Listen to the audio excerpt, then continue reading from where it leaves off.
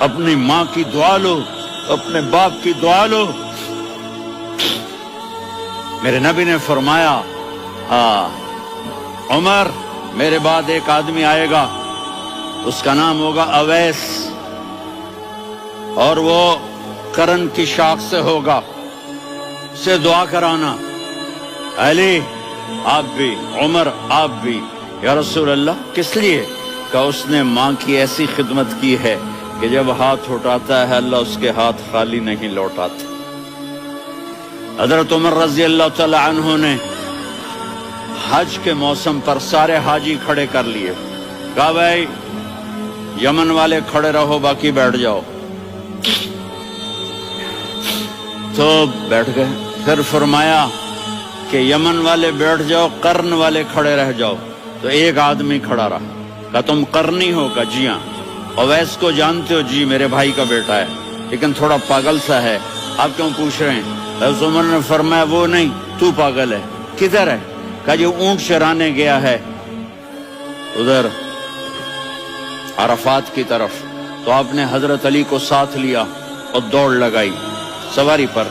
دیکھا تو اویس کرنی ایک کیکر کے نیچے نماز پڑھ رہے تھے اور اونٹ چر رہے تھے۔ تو جب انہوں نے دیکھا کہ دو آدمی آ کے بیٹھ گئے تو انہوں نے نماز شارٹ کٹ کر دی۔ تو حضرت عمر نے پوچھا کون ہو بھائی؟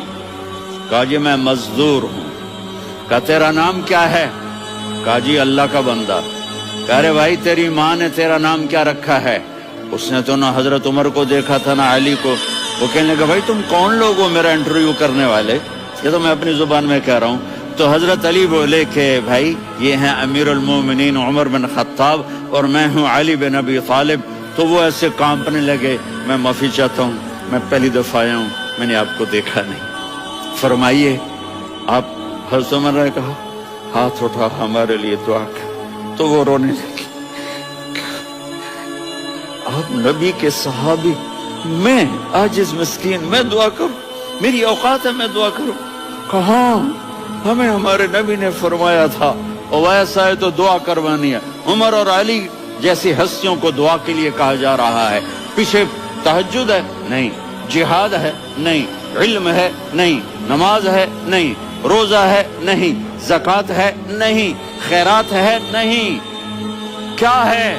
ماں کی خدمت، ماں کی خدمت، ماں کی خدمت۔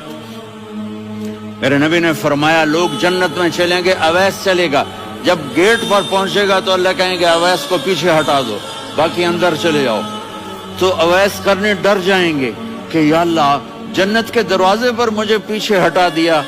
تو اللہ کہیں گے پیچھے دیکھو، ویسے پیچھے مڑ کے دیکھیں گے تو لوگوں کا مجمع ہوگا جو جہنم میں جا رہے ہوں گے، ایمان والے، گنہگار مسلمان۔ تو میرا اللہ کہے گا اویس اپنی انگلی کو پھیرتا جا، جس جس پر تیری انگلی پڑے گی تیری تو فیل سب کو جنت میں ڈال دوں گا۔ یہ ماں ہے، صرف ڈالر ہی سب کچھ نہیں ہے، یہ ماں ہے۔ میرے نبی نے فرمایا تیرا باپ تیری جنت کا سب سے بڑا دروازہ ہے، اگر تو نے باپ کو ناراض کر کے موت پائی تو تیرے لیے جنت کا دروازہ کھل نہ سکے گا۔ یہ باپ کا مقام ہے۔ پھر آپ